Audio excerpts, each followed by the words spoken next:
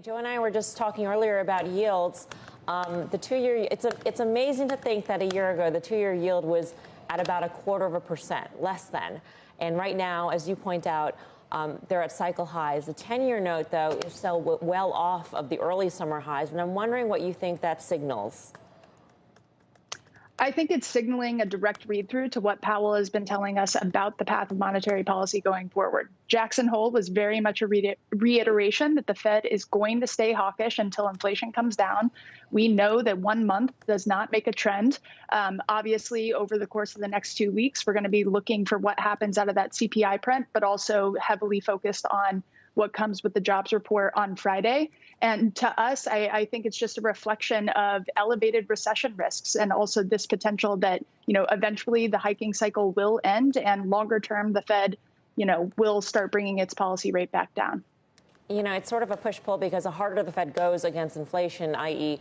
The bigger the rate hikes, the more determined they are to get inflation back to 2%.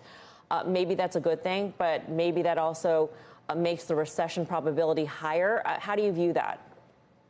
Look, it's a lot of pretzel logic right now, but I think priority number one absolutely has to be getting inflation down. When we think about things like the JOLTS report that we got yesterday, the fact that consumer confidence is moving back up, and that you've had this easing in financial conditions because of the rally, I think the Fed is very easily justified in going by 75 come September.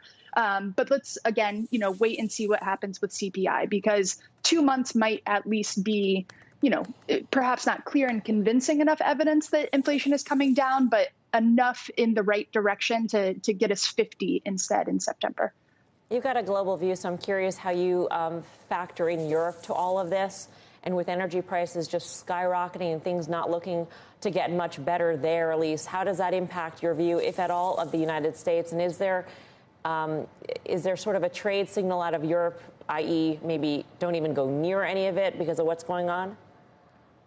Look, we're not saying completely avoid Europe. Our best thinking is still very much to remain globally diversified in our allocations. But within Europe, we're very much leaning more towards the, what we deem to be more resilient parts of the market, like those tilted to the luxury consumer. In terms of how this might affect the United States overall, I know a lot of people were chalking up Friday's sell-off, for example, exclusively to the Fed. But remember that we had a lot of hawkishness coming out of the ECB as well. And while we have had these historical instances of Europe going into recession without the United States going into recession, it's very possible that we could start to import some of that weakness. And we are cognizant of the fact that risks are higher in Europe. So definitely something we continue to monitor and something that we're not being dismissive of.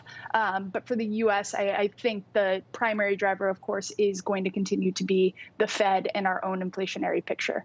Yeah, we'll get the ECB meeting the week before the Fed, so that should be an interesting couple of weeks ahead for us. I'm curious, Elyse, it sounds like you would be very defensive even in the United States. Is that right?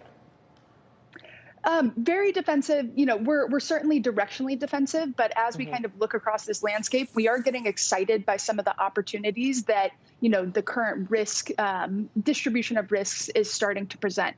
We're towing back into some of those risk seeking of the markets in areas like preferreds, for example, which we think offer a better kind of risk return profile than an area like high yield. And we're also starting to get more and more interested in small and mid cap equities because of all of the pain that they've already been through. And just kind of thinking about positioning for the next cycle and what the rebound's going to look like on the other side of this. Shepard Smith here. Thanks for watching CNBC on YouTube.